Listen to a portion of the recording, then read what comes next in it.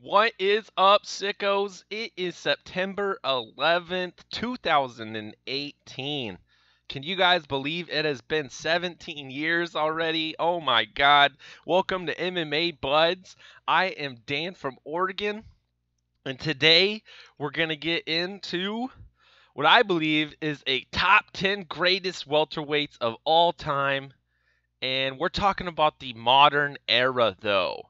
So, unfortunately, people like Matt Hughes didn't quite make the list. But welcome. My apologies for being late. And let's jump right into this list here, ladies and gentlemen. And check this out. What do we got here? This is a list that I have compiled, and it is the number of people that you have defeated off this list. I hear a lot of talk about all the time, especially during college football season, about, oh, he beat this guy inside the top 10. He beat this guy. He was ranked number 15. He was ranked number 4, yada, yada. What about the end of the season rankings? Those are really the only rankings that I care about, the ones that I think matter. Yeah, you're going to bolster up certain divisions and certain teams just in the preseason when they shouldn't even deserve it. To when you come to the end, let's count that list. How many people did you beat off that once we went to the playoffs at the end of the time? And so this is what I've compiled, man. I think this is more straightforward than a lot of ways of looking at it. And let's check it out.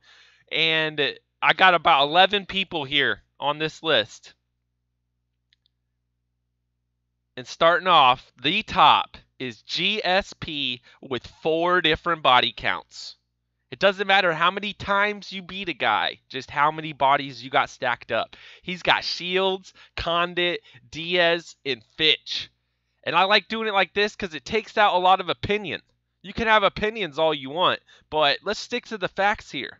Coming in at tied for number 1, Woodley at number 4, Lawler, Condit, Maya, Wonder Boy, and Woodley is active in your welterweight division.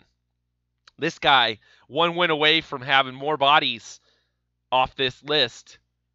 Down to number 3, you got Shields with 3, Woodley, Condit, and Maya. Now that Woodley victory, very suspect.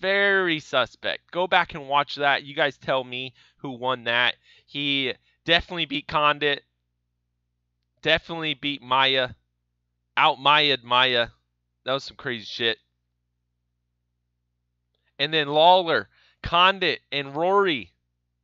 He's got 2 names on that list. That number 4, also tied number 4, Condit, with Rory and Diaz. Now, Condit and Lawler are almost interchangeable. Anyone who's seen that fight know Condit easily could have took that away. It really comes down to that 5th round, though, that Lawler took it. Lawler wanted it more, man. So Lawler, Condit, Rory coming in right after that with victory over Maya and Woodley, and then Maya right below that, Condit and Fitch. Those round out your gentlemen off this list who's got 2 victories over the others. It's hard to make a top 5 and leave out anyone off there. Lawler, Condit, Rory, and Maya. Lawler and Condit make a lot of sense if you're only doing a top 5. Rory, he really only needs 1 more victory, and he's in there, which is crazy because he holds a victory over Woodley. But then you got Fitch with his victory over Shields out there at, what's that, World Series? I believe it was called World Series. And then Colby taking out Maya post the Woodley loss. So that's why Colby's so far down on the list. Diaz with that Lawler victory. It was just so long ago. Diaz, come back and do something for us. And then Wonder Boy with 1 with his victory over Rory. And Rory talked about that, how he just wasn't motivated, wasn't in the right state of mind. And so what do you guys think about that list? One thing, some housekeeping. Matt Hughes is been fighting since 1998. Matt Hughes has a victory over Dave Manet in 1998. In my opinion, Matt Hughes comes from the OG era. That's your OG era #1 welterweight of all time. Just for any confusion on why Hughes is not on this list. These guys are quote-unquote active at this point in time. So that's why I gave that to you. What do you guys think? Drunk Savage says, oh, here we go. No Matt Hughes. There we go. There's my housekeeping for you. And then Deathstroke OG says Nick. Steve Sparks says, who most L's against those on the list, though? Wonder Boy?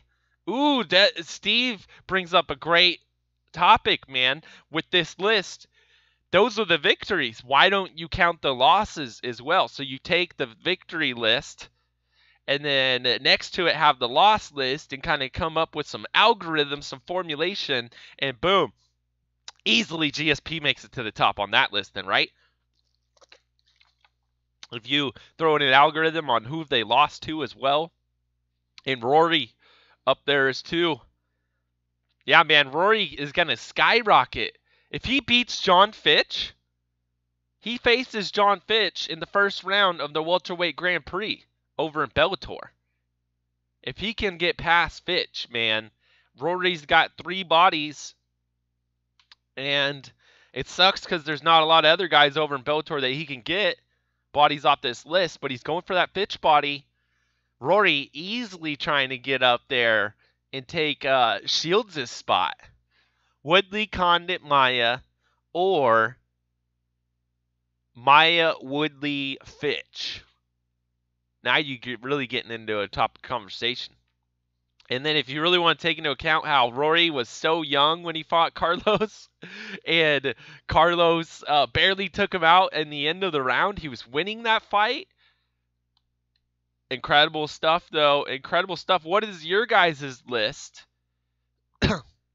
And how would your list look, man? I'm real curious to see how this welterweight division's shaking out. Because, guys, look at Woodley up there.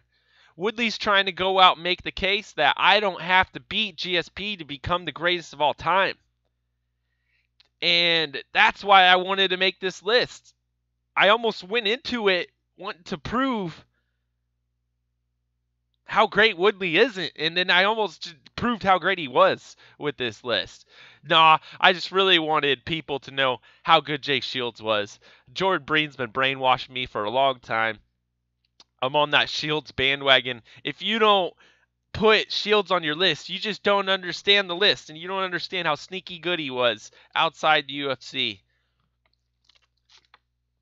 Mine's got Funky on it, says Steve Sparks. So my other list, Funky can be here. He's just got 0 wins, and I ran out of characters. But if you checked out my Twitter, then you would know that I posted a list very, very similar to this, which at the very bottom had honorable mention John Fitch, Ben Askren. Right there. So I'm with you, Steve Sparks. Funky deserves to be on that list too, man. 18-0. You got to respect that. So, guys, there is my welterweight discussion. Let's go on to more news. What? Here we go. Hi, Colby. How are you? Luke, my man, I missed you, man. Honestly, I was thinking about you when I was in the Oval Office with President Trump. I wanted to be the one to be able to deliver you the news. We were very bitter when we found out you went to D.C., but then we realized, as you mentioned, so what was it? Like, you couldn't say anything to anybody until it was all over? Check this out, guys. We got Colby on the Luke Thomas Show. Check him out Monday through Friday, 3 to 6 Eastern Time. And our man, Oregon's own, Colby Covington, ladies and gentlemen. Let's go back and listen. No, so originally I had a date planned and I was going to tell everybody, but then Dana and them were like, no, you can't say anything. And then that day got pushed back because Trump had to go to some meetings overseas. And then we got our next date, and it was like on a day's notice, and Dana's like, you can't say anything. We're going to fly in. We're going to make it quick, and then we're going to go out. So, I was thinking of you. I wanted you to be the one to be able to report it live. I know you're right down the street, so yeah. Sorry that they had me biting my tongue and not being able to say anything. Luke's hey, pissed. How was Trump's handshake? Because we know when he shakes the hand of Macron from France, boy, he gets up in there, doesn't he? How was his handshake? Man, it was strong. I literally thought he was going to break my hand. I mean, the guy's Macron from the France. guy's big as it is. You know, he towered over me at like 6'3". I'm like, damn, Mr. President Trump, you're bigger than I thought. He's like, that's right, champ. And I mean, he just towers over you. He doesn't look as big on camera and in videos as he does, you know, in person. So he's a big, strong He does man. look pretty big. How there, was the that experience photo. overall? Was it everything you thought it would be? Yeah, absolutely. You know, originally I thought it was just going to be like a photo op. I go there, put the belt on, take a picture. But, you know, it ended up being more than that. We were hanging out for about 30, 45 minutes just shooting the shit, you know. He keeps calling me champ. He's telling me stories about how he used to wrestle, so that's why he respects me, because he wasn't a good wrestler, but he knows how good of a wrestler I am, so he respects that a lot. And just telling funny stories, you know, and it was cool. He was telling us the pro wrestling match about the hair versus hair match with Vince McMahon, and it was really funny because he was like, Vince was telling him, he's like, okay, President Trump, or he wasn't president at the time. He's saying, Mr. Trump, don't get heated in the moment. Don't hit me in the nose or the eyes. Hit me on the forehead. We want to sell this and make it look real. And then Trump's like, I got so heated in the moment. He punched Vince McMahon right in the nose, like almost broke his nose, gave him 2 black eyes the next day. So it was funny, man. He was telling some cool personal stories, and he's just a stand-up regular guy, man. He's no different than any of the rest of us. You guys He makes hear his that? triumphant You return. hear that shit? Kobe going out there. The guy who's in definitely high demand for all the shows. He's on Ariel yesterday. He's got the belt sitting right next to him. I'm champ. I don't know what the hell you're talking about being stripped. Look at this. No one's taking this from me, man. Possession's 9/10 of the law. So I love that shit. Colby coming in hot. But let's go on to another topic here. And we got Damon Martin over on Twitter. And guys, anyone who is listening to anything knew this. But we have confirmation that Michael Chiesa has filed a lawsuit against Conor McGregor following his assault on a bus ahead of UFC 223 that left several people injured. This is Chiesa's way at a payday, man. We all knew this. And I told fucking Luke live on the air, Chiesa is not saying that shit because he's holding out for a lawsuit. He's like, no, he's not. That would be under record. You have to, that's public record. You could get that. No. It's like, dude, Luke, shut the fuck up. Look at the situation. And a dude's getting sued. And go to MMAnews.com to check out that if you want to give it a look. Powerful story over there by Damon. And they're all going in on that Joey Diaz. Joey Diaz giving out advice. If you don't listen, go fuck yourself. Man. And then Kevin from Chicago, Luke the Puke. Right, Kevin? I call him on his bullshit, and he's just straight up on the air. Kevin, stay tuned today while I call out Luke live on the air about this lawsuit, because that's definitely going to happen. That's it. Publish Haven't it. had this guy no in a while. way. What else did we have? We got to go to... Maybe we jump in again and it'll be there. Nope. Oh, gosh. Okay, hold on, guys. I posted a tweet regarding Nico Montano. And... Sorry, guys. I post a lot. Let's see if we can find it real quick. Here it is. And let's give this a look here. Nico Montano reveals she weighed 144 pounds the week of her 125-pound title fight against Valentina Shevchenko. I did the math.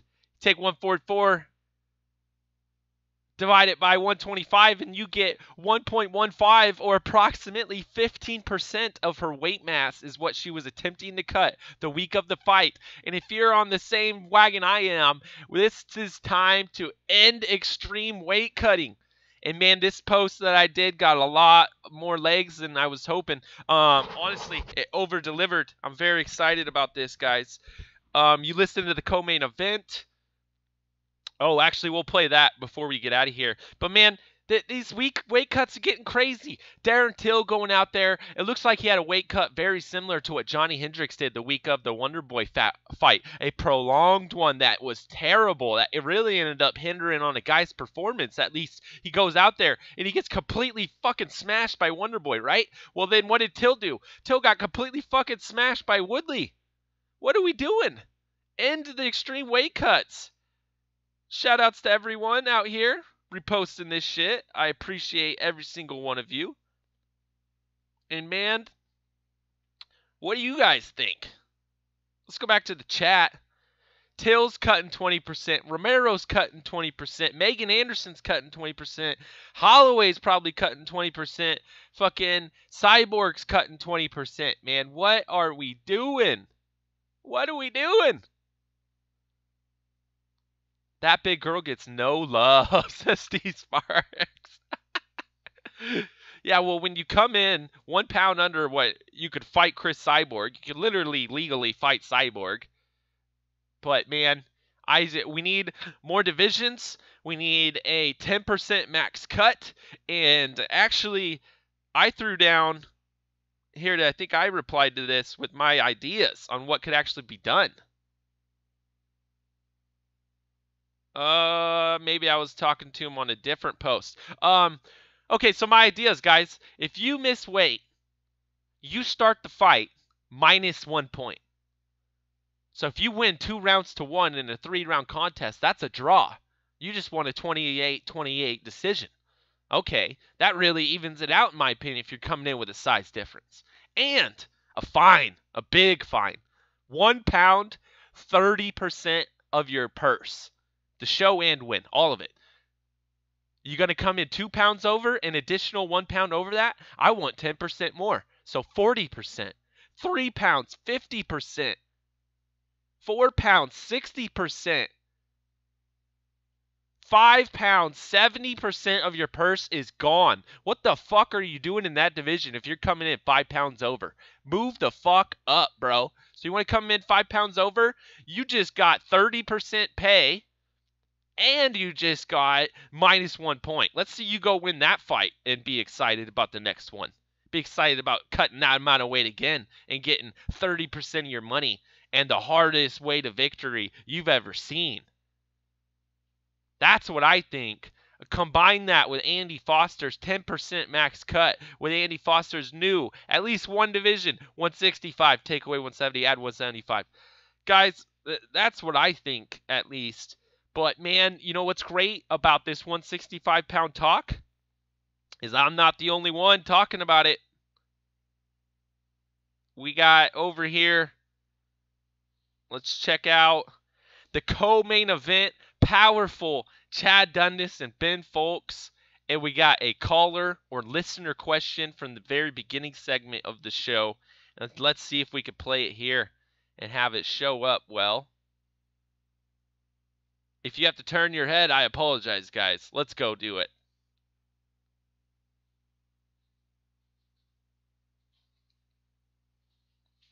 Hold on, I can't hear shit.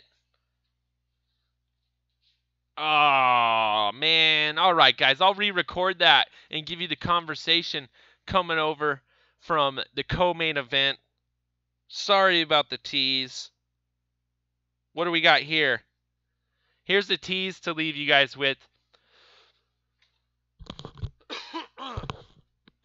So tomorrow we'll talk about more about 165s in the co-main event. I'll actually show up on time this time at 9 a.m. All of you that stuck around, I love you all. And more of course, the latest breaking news. Let's check this out here, though. You know, fuck it. And fuck England. Why is Ben Askren talking about coming Derry after you Till? on Twitter today? Who? Ben Askren, Funky, of ONE FC fame, the former Bellator welterweight champ. You're not familiar? Nah, I'm not very familiar with that name. Okay. By the way, Does he fight in the UFC? no. Does he have a UFC title? No. Then I don't know why we talking about him. Why are we talking about him, Ariel? Oh, man. Colby was on fire yesterday, man. Usually he can come in, maybe seem a little scripted. I don't really exactly know all the time. And his cheesy smile. But yesterday, it was gold from Ariel, the biggest show of the week. I mentioned him at the beginning of my call over on the Luke Thomas show. And to this, holy shit. And guys, you know what? I'll end you with that. I'll end you with my call into the Luke Thomas show, because if you don't follow me on Twitter, you might not have seen it. So let's get that played and get the hell out of here. But this was my thoughts on Nico being stripped on the Luke Thomas Show. Give him a call, 1-877-FIGHT-93. And with that being said, guys, be careful what you say, though. You might be like Kevin from Chicago. They might try fucking kicking you off the show forever just because you want to go and tell them about the fucking Zionist shit going on in the world. Kevin getting no love out there on the shows because Kevin's too real. Is up, Luke? Chilling. And How about our buddy Dan in Oregon? Hi, Dan. what is up, Luke? Chilling. And that girl forfeited. She didn't make the scales. She's done, man. Get this. I read some stats. She's 7-0 at flyweight. She's 0-2 at bantamweight. This girl knows exactly what she's doing, trying to go in there, get the size advantage. But yeah, coming in 20 pounds, that is extreme. Why the hell aren't we doing more about these extreme weight cuts? These extreme weight cuts are getting crazy. Darren Till comes in. He has a cut that looks like Johnny Hendricks before the Wonder Boy fight, and he has a shitty-ass performance just like Johnny did, and we're not looking at that. Like, dude, you prolonged your weight cut. Chael Sonnen, he's a wrestler. He's saying that was a mistake. You do your light weight cut last minute, man. What's going on here? And, Luke, what's the definition of stripped, man?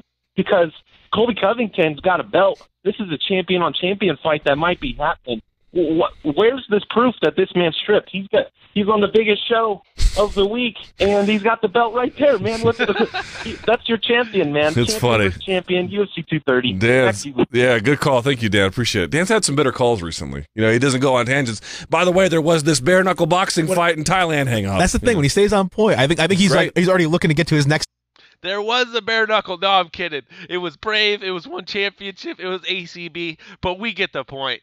They get me. thing. So now he's like staying on point. Stays focused. He's really good. Yep. What did you make of what he asked? It's weird, man. I don't know. I don't know what the answers are. Like we talk about this all the time. There's no one answer with weight cutting and extreme weight cuts. He said she forfeited. Did she forfeit? To a degree.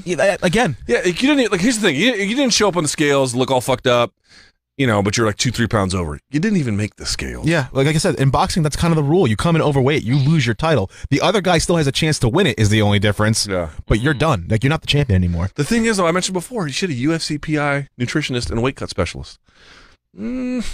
But again, that's a question to me of, did she have it the entire time? Did they give it to her right when they realized, oh, crap, she's like 14 pounds ahead of where she's supposed to? What do you guys think, man?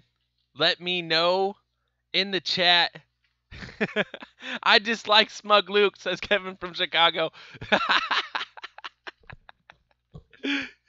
When was this call? This was yesterday, Kevin, for you, right before the end of the show. If you're listening on demand on the SiriusXM app, right there, Kevin, go give it a listen. Gotta come drop some knowledge over here for these crazy liberal Vox media types, right, guys? Gotta teach them some shit. All right, that's it for MMA for brunch. Show up tomorrow, 9 a.m. You got any topics I should be hitting on? Definitely let me know on Twitter at Dan from Oregon. Thank you all so much for showing up. Make sure to smash the like button. Hit subscribe and alert so you know when I'm going live, or you know when I change the time last minute right there in the morning. And don't forget, Colby is still a welterweight champion. Back to you guys. I'm out.